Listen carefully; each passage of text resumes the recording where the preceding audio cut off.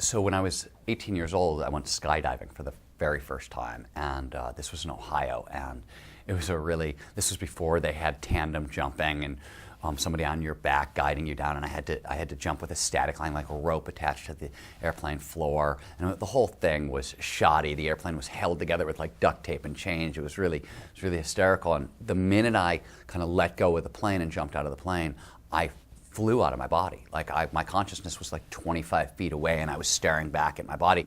And what was actually even stranger about the whole thing is, as I was doing it, I had started to tip back. My back was at an awkward angle, and I realized when the chute was going to catch, I was going to get whiplash unless I totally relaxed all my muscles. So my extracorporeal self looked at this and said, okay, you got to relax, otherwise you're going to end up in the hospital. And I did, and the minute the chute caught, I popped back into my body.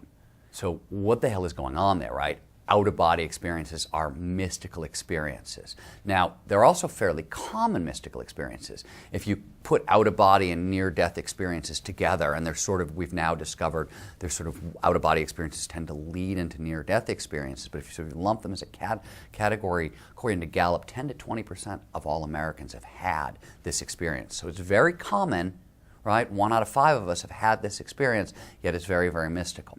What's interesting is over the past 25 years, really kind of starting, I think, in the early 90s, as brain imaging technology kind of came up to speed for the first time, we started to really poke at what are these experiences. We now know what causes out-of-body experiences. We have some very good ideas about what causes near-death experiences. In fact, if you go through the spiritual canon, whether you're talking about cosmic unity, that feeling of oneness with everything, or glossolalia, speaking in tongues, trance states, meditative states, flow states, psychedelic experiences, right? All these things, all these altered states of consciousness that we've called spiritual, depending on our cultures, right, over years, are now known as the product of kind of standard biology. And that's where we are today.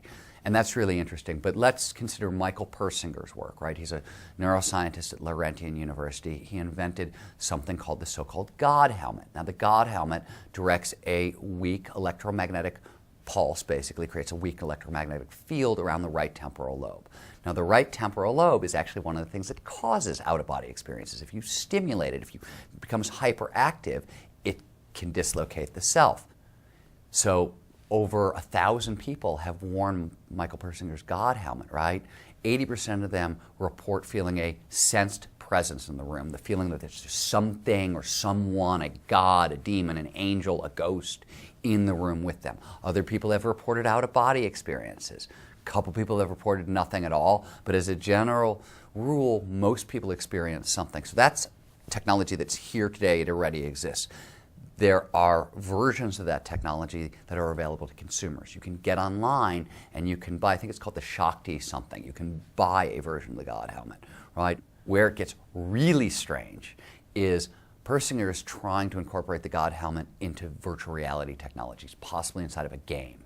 So think about this for a second. 80 million Americans right now call themselves spiritual but not religious, which means they're searching for a direct experience of the numinous, right? They want some kind of mystical experience in their own lives. They want to see it for themselves. They think there's something out there. They're searching. They believe in it. They want well, pretty soon that experience is going to be available via a video game.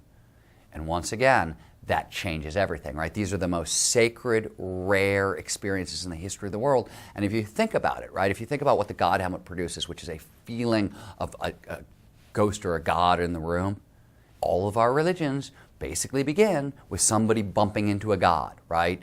That's where religion comes from as a general rule. There are other things that happen, but as a general rule, that's where religion comes from.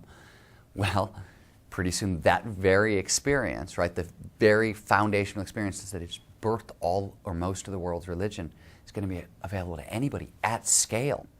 Maybe in your phone, maybe in a video game you play on your computer. It's a crazy, crazy, crazy idea, and it will forever change the nature of religion on this planet.